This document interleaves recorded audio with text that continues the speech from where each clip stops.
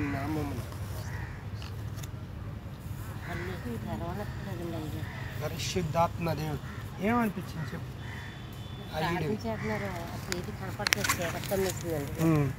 నీలో ఉన్న దురాత్మ వెళ్ళిపోయింది. ఏమనిపించింది? దేవుడు ఏం కార్యం చేసింది అనిపించింది ఇప్పుడు నీకు? నాలో ఉన్న శాతం వెళ్ళిపోయింది అనిపించింది.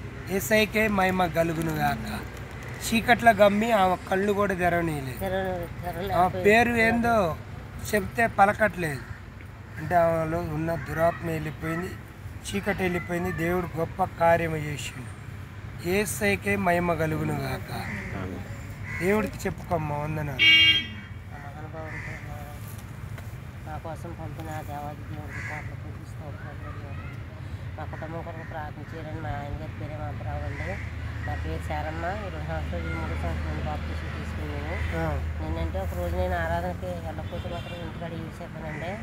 అసలు ఆ రోజు నాడు పని ఎక్కువైపోయి, భారం ఎక్కువైపోయి, వెళ్ళనికోకుండా ఒళ్ళు నొప్పి తీసేసి, కాళ్ళు నొప్పి తీసేసి, కలిపిలు పెట్టేసి సాతాన ఎంత చేసినా కానీ ఏడ్చుకుంటాయినా వెళ్ళిపోతానండి. పట్టుదలగా అన్నయ్య గారు చెప్పింది. కరోనాలో మానేశాను.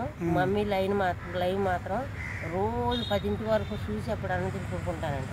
ప్రార్థన మట్టుకు మా అన్నం ఇలా ప్రార్థన చేసుకుని బయటకు వస్తాడు. మా ఆయన కూడా పెట్టాడు, మా అబ్బాయి కూడా పెట్టాడు. వాళ్ళంటే అసలు నేను ఎంతో లైన్గా ఉండాలనుకుంటాను కానీ అసలు ఉన్నట్లేదు.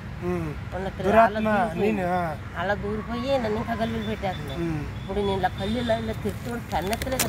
ఇప్పుడు ఒళ్ళంతా తేలిగ్గా అయిపోయింది. తేలిగ్గా ఉందండి. బరువు అనేది లేదు. అంటే ఏదో మనం చిన్నప్పుడు గట్ట నడుచుకుంటూ పోతే ఎలా ఉంది. ఇప్పుడు నడు కొంచెం నడు. ఇప్పుడు నడు. కాళ్ళ నొప్పులు రాలేనన్నదండి. ఇప్పుడు నడు ఎలాగుంది నడక? చెప్పులు లేకుండా తీసుకొచ్చామండి. మేము కూడా వేసుకోలేదండి. చెప్పు ఇటు చెప్పు.